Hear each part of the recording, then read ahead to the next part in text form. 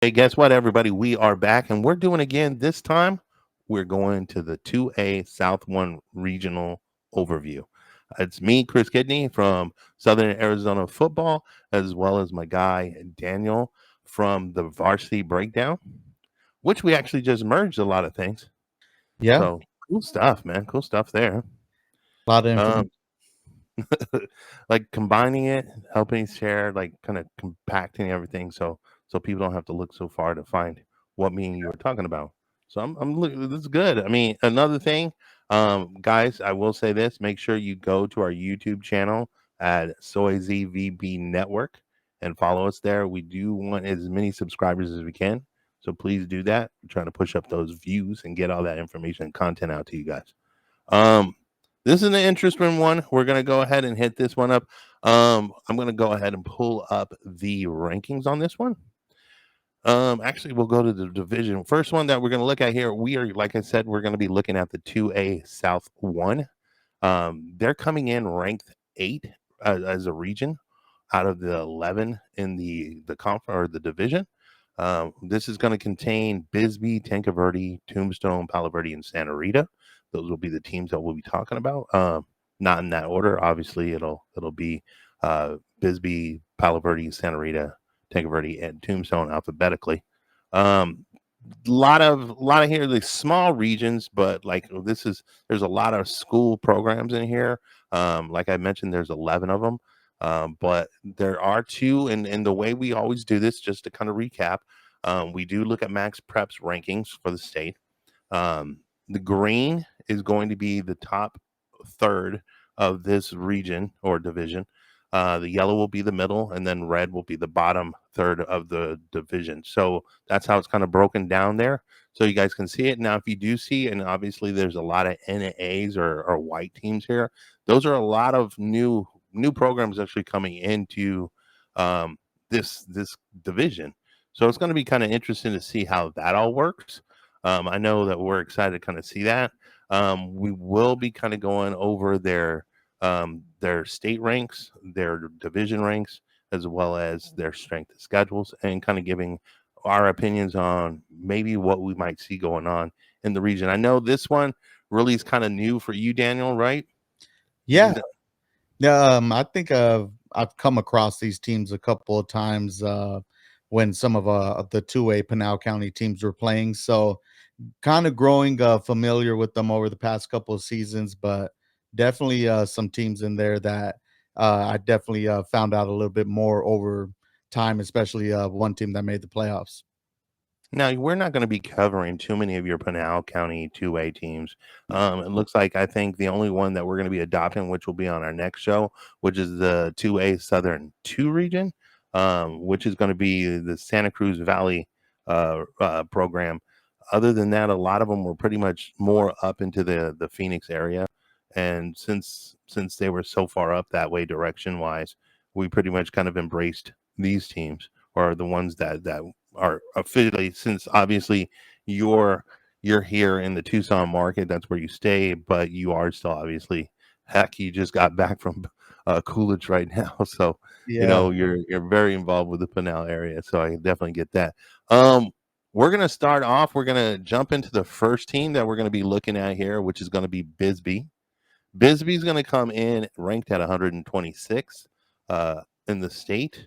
They're number 8 in the division, and out of the 57 teams, and this is a large region, man, or division, I should say. 57 teams in the division, and they're ranked number 8. Now they do have one of the weaker schedules, which is actually 100 and well, the you'll see what we're doing with the numbers here, but it's ranked 43rd out of the 57 programs that are in this division. And we're going to kind of jump in here and kind of look at this and kind of give our opinions on where this is going to go.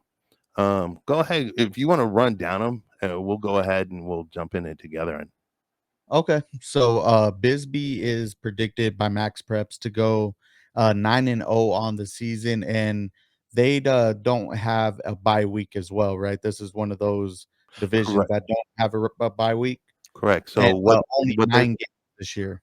right. So what they do is they got the 9 year thing going on, or the 9 games this season, and then I guess the 10th game is actually going to be more of an alignment kind of thing for their playoffs. So that's how that's going to work. But yeah, go ahead and run through them, man.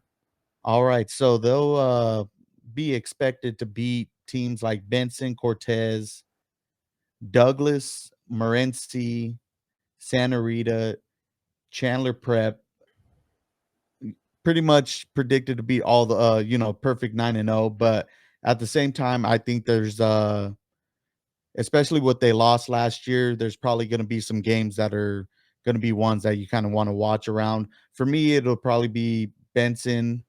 I'd say the Douglas game's always a good one. That's why it's one of the longest rivalries in state history, or is the longest reigning one. I'd say the game against Morenci should be pretty competitive, and maybe Tanque Verde. So, Yeah, I mean, I think as we were just talking about this earlier, and just before we got into this, and I'm kind of trying to pull up my actual spreadsheets here, so I'm all like kind of unprepared, but it's all good.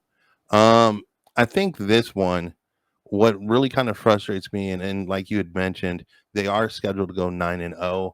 But what's really kind of frustrating to me on this one is I don't really care for the strength of schedule. It really lacks a lot of things for me. One of the things that I think it lacks on here is as we're looking at this, I'm really intrigued to kind of see how the Benson game might go. I think that's going to be a real huge determining factor to kind of say, hey, look, either Benson's kind of stepping up or Bisbee or whatnot. So that game's going to be a lot more important, I think, to me for both of these programs as we kind of watch how that plays, and we'll see the Benson schedule after this when we go to the other region when we talk about it. mhm. I'm not worried too much about Cortez. Douglas, like you had mentioned, is always a good game. Also, Morenci is going to be a good game. Um, I'm interested to see that because Morenci's always kind of reloading, unloading stuff like that. Um, the core here in the middle that really doesn't thrill me too much is I really don't care for that Santa Rita, Chandler Prep. Tanque Verde's fine, but Tombstone might be a little bit on the down as well as Palo Verde. So I think what really kind of hurts this schedule and also this region is when you see that green up there by the ranking, that 126, and then you see the strength of schedule at the 1522, you really don't want to have that big, like you typically want to have, for example, going back to this, is you want to typically see a green versus a green. So the top being green and the bottom being green, or maybe green and yellow, or vice versa, something along those things. Because you don't want to go from the top tier to a bottom tier kind of schedule or program or whatnot, because it really doesn't benefit anything. Right. You got to have that strength of schedule. You kind of want to. So honestly, I would have rather liked to seen, if we're going into this division overview, Bisbee and Tanque Verde maybe being over at the 2A South, which we see is the number one ranked region set up like this.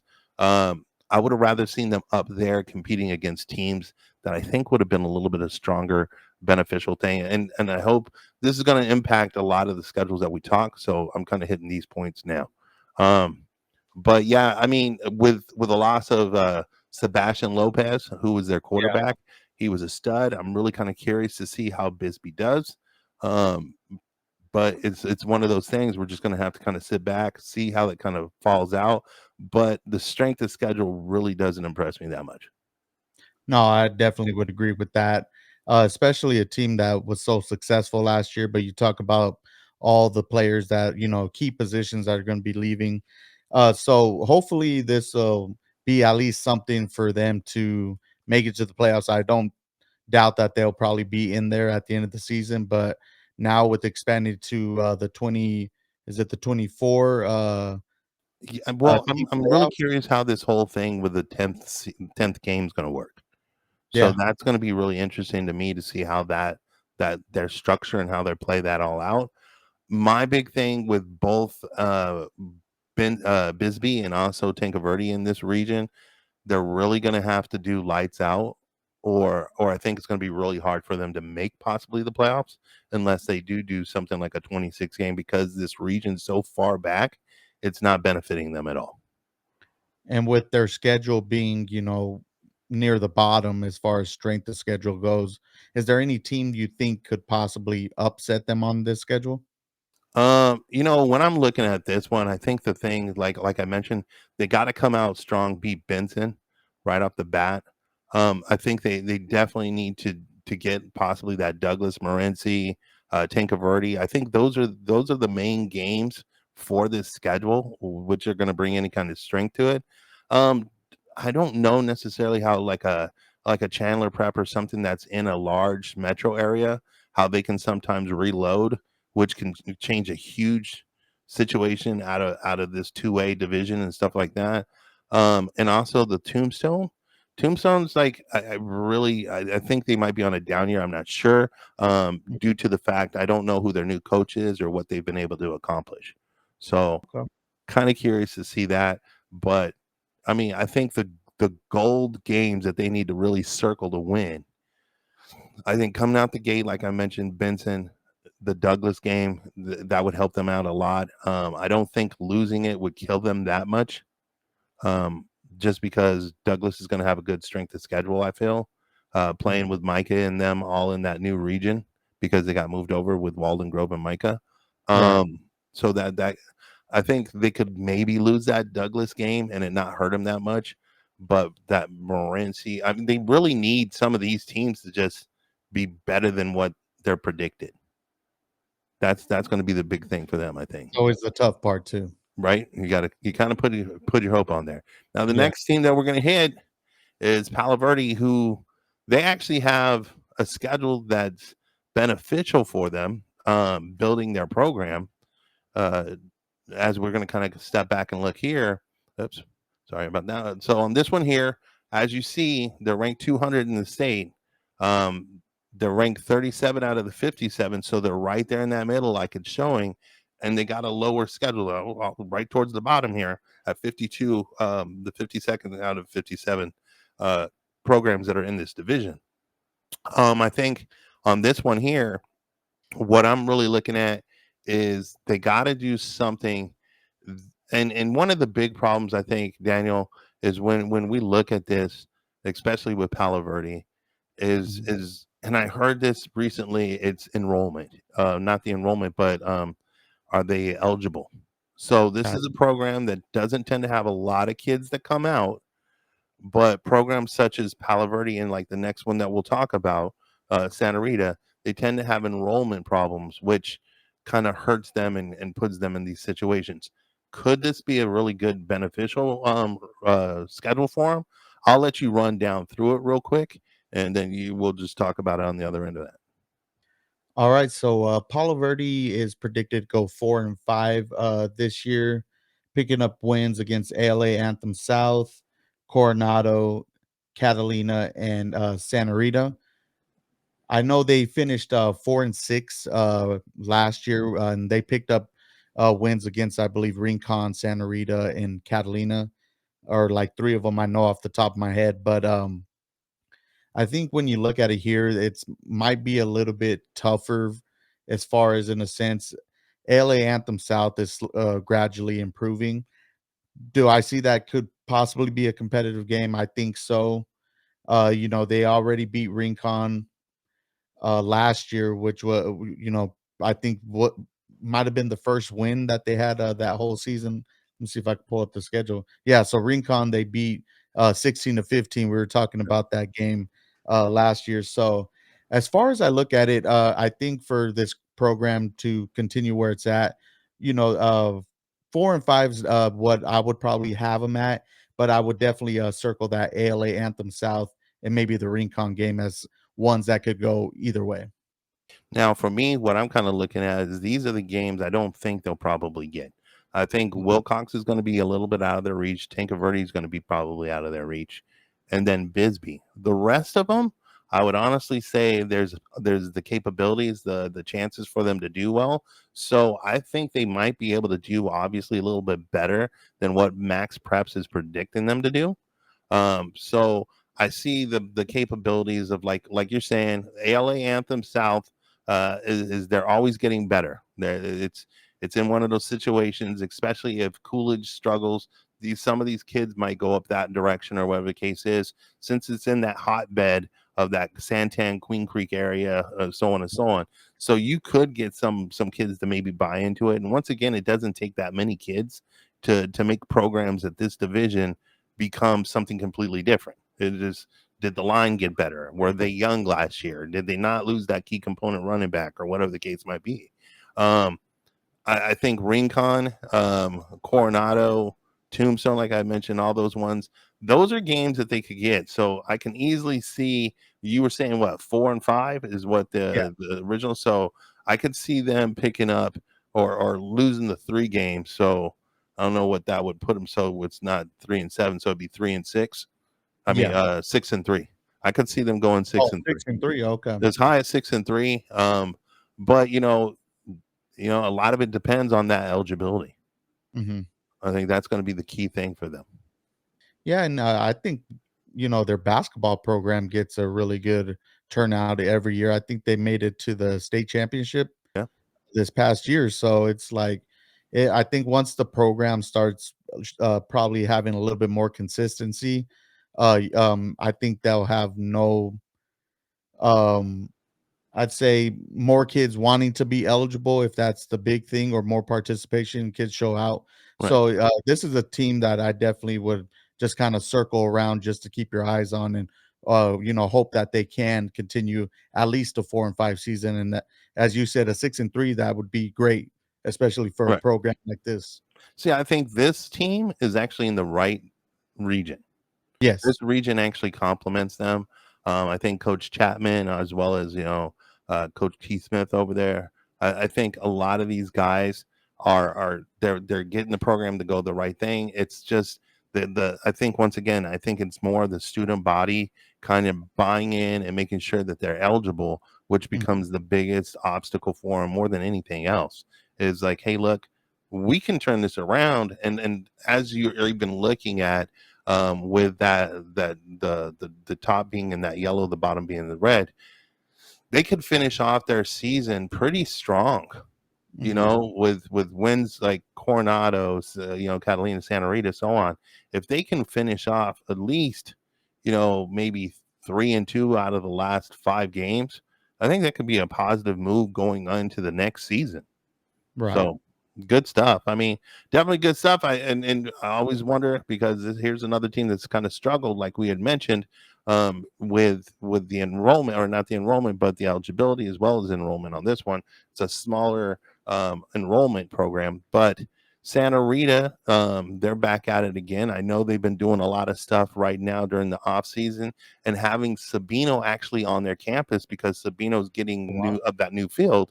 They've been Yeah. practicing over um, at Santa Rita. So this has kind of been almost like that big brother light to Santa Rita, and maybe they've gotten some kids to maybe buy in, or at least kind of maybe look at that winning culture that Sabino's been laying down for years. So there could be good things here. I think the one thing that we look at this, and if we pull up this screen right here, you look at how Santa Rita is ranked 217th. They're ranked 49th out of the 57 programs. Their strength of schedule is coming in about the mid area at 36 out of the 57. The thing that I'm already kind of crunching up here a little bit on this is, that's going to tell me, when I'm looking at this, we're going to go over, and more than likely Santa Rita, according to Max Preps, is going to have a losing season, because you see the rank of their is in the red, and they're playing a middle tier kind of schedule. I'll let you run down this one as well, and kind of give me and let me know on the backside of this if we're right on that too. Yeah, Max Preps has them going 08-1. We all obviously have the tie coming for Desert Christian, just being a new squad, and they're not currently ranked. So when you look at this one, I mean, I'm outside of their kind of region, all the games are possible games for this team to improve. There's Right. opportunities against Catalina. We'll see what type of team Desert Christian is. They'll play San Pasqual, who we know are trying to build things up and show consistency there as far as the program out there. You also have, I mean, San Carlos is another game where they can possibly keep things close. I think for this team, we always talk about is just the turnout and how many players actually come Right. out for this program. But I think there's still some games that they could definitely try to keep close and maybe show that this program is moving in the right direction. I think on this one here, same thing. If the eligibility is good and the student body buy-in, if this school bought in real quick on this, I think a lot of these programmers or the schedule here could be obtainable. I think like what you're mentioning is like, don't worry about the wins, go for the victories. Mhm. And I think where that comes from is like you're in some of these games, like the Catalina game, like the San Pascal game that you mentioned. There, these games aren't too far out of your reach. It's just you gotta bring it and you gotta have kids that buy in. Right. I think they're trying to do things, and, like I said, hopefully Sabino being there kinda does help a little bit, but at the same time, I know they're more involved right now. That's a That's always plus. good. Yeah. That's a plus. I saw them doing, like, some 7-on-7 stuff, so I'm happy to see Santa Rita's getting kids to buy in. But once again, it's the enrollment of getting kids out on the field and also that eligibility. I mean, that's gonna be the Achilles heel for programs like Palo Verde and also Santa Rita on that. Um, Yeah. but moving on to the next one, this is a program that's actually kind of been stepping and going in the right direction. As we look into this one here, you have they're ranked 160th in the state, and so they're ranked 18 out of the 57 schools, so they're up on the top tier. But they're playing just like Bisbee. It kind of frustrates me, and a lot of that has to do with them being in this region. Once again, I kind of wish they were in the other one. They're coming in with a strength of schedule, 42nd out of the 57 programs, and just kind of reflecting back on this image, you see the two blue teams here. So the green teams, the only other green team in their region is obviously Tanque Verde or vice versa Bisbee. So the rest of them are going to be lower kind of seeded teams. So it's going to kind of pull that strength of schedule down for them. And that's why you see this green with a red strength of schedule. It's not going to be very beneficial for them. But I'll let you go ahead and run down the Tanque Verde schedule, if you would, for me. All right. So Tank Verde is predicted to go 6-3 by Max Preps, kind of similar to what they finished last year at 6-4. They would pick up wins against Palo Verde, Benson, Trivium Prep, Santa Rita, Highland Prep, and Tombstone. And as far as for me looking at this schedule, I think I would agree with as far as the competition level, it's definitely in their favor. Um, I think that 6-3 might be the lowest as what I would have them. I think the game against Phoenix Christian could possibly be interesting. We'll see what they can do against Morenci. I know we talked about them possibly losing players, and I think their coach is no longer there as well, right? I think this might be his second year. So they Second just year, got a okay. new coach. And so I'm kind of circling that one, and then interested to see like how they compete against teams like Bisbee and Tombstone this year. Right. I'd even throw Benson in there too. That's supposed to be one of their wins. But I'm really kind of intrigued to see how that goes. I think with this schedule, the way I would look at this one right off the bat is with this schedule, it's going to start off right out the gates for them. Like Hmm. it's with Phoenix Christian and Morenci, boom, boom. Like it's almost like, hey, look, the backside of this kind of gets a little bit easier. You can kind of put it on cruise control, maybe a little bit. At least you're not kind of tearing up your kids that much. Right. Whereas I think at the beginning, they better come out the gate swinging because that's the strength of the meat and potatoes on their schedule. Now, granted, you do see more things like we were mentioning the Benson and Bisbee down the stretch, but those would be the only other two teams that I would really worry too much about. From what I'm looking at, it's that's what it is. It's going to be Phoenix, Christian, Morenci, Benson, and Bisbee are the games to kind of keep my head. Once again, I, I can't. I'm not. I just can't put Tombstone in there right now because there's a lot of uncertainties for me.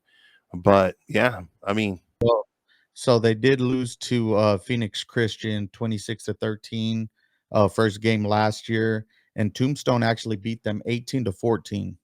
So Right, I'm right there with you, but with losing Coach Benias, and I don't even know if they've gotten their coach yet. And Coach Benias went over to Rio Rico. We've mhm. talked about him. Go make sure you listen to that show. But like honestly, I'm kind of really curious how that all thing goes. And being that we talking about him right now, that's a perfect segue to go over to the next team, anyways, which is Mhm. going to be Tombstone. Tombstone's going to be coming in ranked 164th, so they're the 20th team out of the 57 in the 2A. Their strength of schedule is right there at 27 out of 57. So this is actually the most comparable to their ranking, their strength of schedule. So this is right on par for them. As you can see, the two yellows together, whereas a lot of the other teams are kind of like playing offset or whatever the case might be. So I'm really kind of curious to see how they do. I'll let you once again run down this. So if you would go ahead, run down the schedule for me. So for Tombstone, they're predicted to go 2-7 this year, only picking up wins against Palo Verde and Santa Rita. So those other 7 That's games they hard are right there. predicted to lose. Um, there's some tough games in there. Obviously the Pima, Santa Cruz Valley. I'm interested. I know we'll talk about them on the next episode, but interested to see what they're going to piece everything together. It lost quite a bit of players, especially on the offensive side. So don't know if they're going to be the same team we saw last year. But outside of that, I mean, a game against Wilcox, that's going to be a tough one. And then you move into the Bisbee and Tanque Verde near the end of the season. But as far as 2-7, they finished 6-4 last year. Given what you're telling me about, coach leaving and having a new coach having to fill in, it's going to be I think they're still a little bit better than a 2-7 record, because I could see the game against Miami as a game they could possibly go their way, depending Right. on how much they're bringing back. And then I would also say I'm interested to see the game against Benson. That one to me is gonna be, especially being so closely ranked. Right. But, outside of that, what are some of the do you agree with the 2 and 7, or do you see something I'm like 2-7, and if Palo Verde's got their stuff together and they're eligible, and you look at where it's at, this is kind of on the back end of their schedule. Mhm. I mean, after the 5 weeks, maybe if they pick up somebody or something like that, um, from eligibility that might not be able to start at the beginning.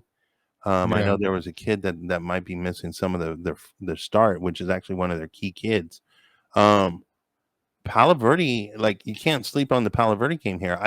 I'm actually more concerned about them making the 2-7, like you're mentioning. Mhm. Um, it might be more like a 1-8 for me.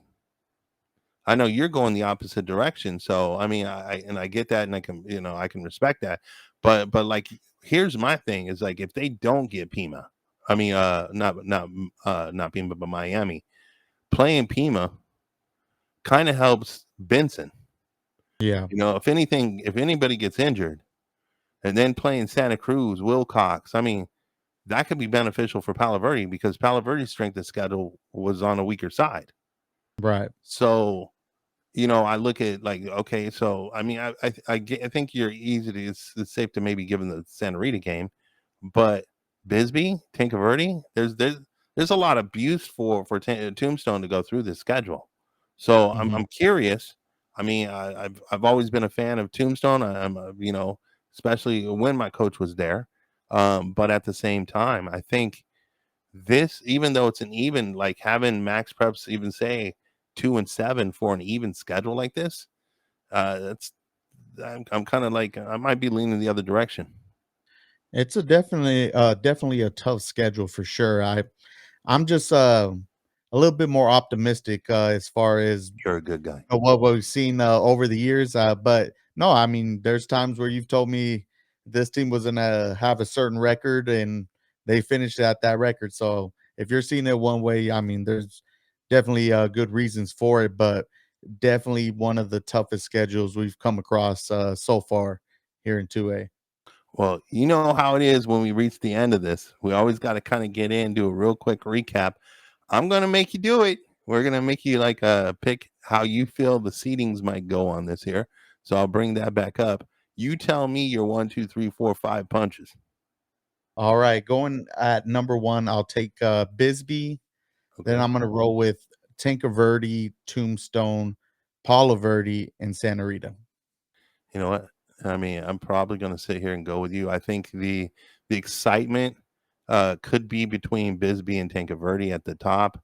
Um, you might have a little bit of excitement between Palo Verde and Tombstone.